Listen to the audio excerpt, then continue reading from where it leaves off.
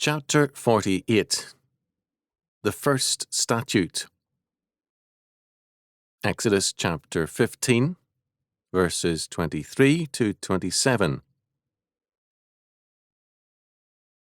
And when they came to Marah, they could not drink of the waters of Marah, for they were bitter.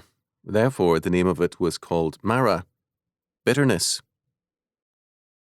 And the people murmured against Moses, saying, What shall we drink? And he cried unto the Lord, and the Lord showed him a tree, which, when he had cast into the waters were made sweet. There he made for them a statute and an ordinance, and there he proved them, and said, If thou wilt diligently hearken to the voice of the Lord thy God, and wilt do that which is right in his sight, and wilt give ear to his commandments, and keep all his statutes, I will put none of these diseases upon thee, which I have brought upon the Egyptians, for I am the Lord that healeth thee. And they came to Elim, where were 12 wells of water, and 70 palm trees. And they encamped there by the waters. Exodus chapter 15, verses 23 to 27. God has a sense of humour as he educates us. After a great miracle in the waters of the Red Sea, he gives Israel a shortage of water. After seeing walls of water on both sides of them, now they see no water at all for 3 days. Would God's miraculous care for them be remembered, or would the present problem alone concern them? Existentialism is a logical, philosophical statement of fallen man's thinking. It is radically present-oriented, or, more accurately, moment-oriented. Existentialism denies meaning to the world and life, and it is hostile to personal and historical memory. Sigmar von Fersen said of existential philosophy in defining it that it determines the worth of knowledge not in relation to truth, but according to its biological value contained in the pure data of consciousness when unaffected by emotions, volitions, and social prejudices. Modern thinkers exclude the supernatural because of their naturalistic bias. Anything supernatural is held to be mythical. However, the anti-historical mentality does not stop there. Since reality means the autonomous mind of man, and since for Hegel the rational is the real, all history is seen as unimportant because it is not rational. To have an historical memory is then to be unreal and irrelevant in an existential world. Because of this, the Israelites in 3 days forgot the power of God to deliver, and the only reality for them was their present need and demand. As a result, they murmured against Moses. Verse 24. This murmuring against Moses is still with us, by both Jews and Christians who resent God's law and want love without responsibilities. Sigmund Freud wrote, Moses and monotheism to quote-unquote prove that Moses was not a Jew, and most churches try to leave Moses and the law to the Jews and insist it is not applicable to them. We have, however, the beginning of God's law-giving through Moses in this incident. The waters of Marah were not drinkable. 20th century Americans have little experience thus far with this problem. A century ago, pioneers moving westward often had shortages of water and also encountered undrinkable water on their way.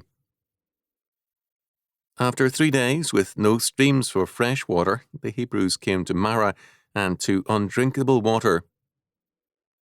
God, in answer to Moses' prayer, showed him a tree which purified Marah. According to Kit, modern Arabs say there are such trees. Clements wrote, From the religious point of view, this period spent in the wilderness serves to illustrate two fundamental truths: man's innate tendency to unbelief and God's ability to provide, if need be miraculously, sufficient for man's need.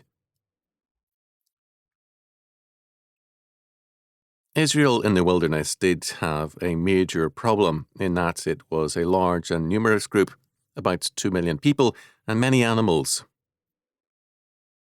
Arabia in those days was not the arid area it is now, nor was North Africa, for that matter. Both areas have suffered two things. First, a weather change has left these regions much drier than in the years before Abraham. Second, man has destroyed the forests and watersheds in both areas. Turkish rule was particularly destructive. Among other things, Turks taxed trees, so that non-fruit-bearing trees were too costly to maintain on one's land. Israel had another problem, very aptly summed up by coal. They were now nomads, but they were not camel nomads, but donkey nomads with flocks. A camel nomad can strike out into areas with no water, but the donkey nomad has a more restrictive course. As stated earlier, we have here the beginning of God's law-giving in this incident at Marah. We are told that their God proved or tested Israel, and there he gave them a statute and an ordinance. Verse 25. Chalcedon called it a preliminary introduction to his statutes and ordinances. Hertz said of this, the moral and social basis of the Hebrew law is here taught the people in connection with the sweetening of the bitter waters. God sets before them the fundamental principle of implicit faith in his providence to be shown by willing obedience to his will. The healing of the bitter waters was a symbol of the divine deliverance from all evils. Man is tried by the gifts of God and also by the lack of them. Calvin said of verses 25 and 26, the sum of it is that if the Israelites were tractable and obedient to God, he, on the other hand, would be kind and bountiful to them. God proved, or tested, or tried Israel. This can be called a trial by water. He then gave them a law which can be called a preliminary to what was given at Sinai, and is basic to any understanding of God's law. If thou wilt diligently hearken to the voice of the Lord thy God, and wilt do that which is right in his sight, and wilt give ear to his commandments, and keep all his statutes, I will put none of these diseases upon thee which I have brought upon the Egyptians, for I am the Lord that healeth thee. In the early church, there was great stress on the two ways, the way of life and the way of death. Antinomianism has dulled that emphasis. God here first requires faithfulness, obedience. We are to hear him and obey him. This means giving ear to his commandments and keeping all his statutes. To do this means, second, health, because to be in harmony with God and his law word is to be in harmony with life. This does not mean that if we are sick, we are in sin, but it does mean that if we are faithful in our obedience, our health will be better and we will have a better life.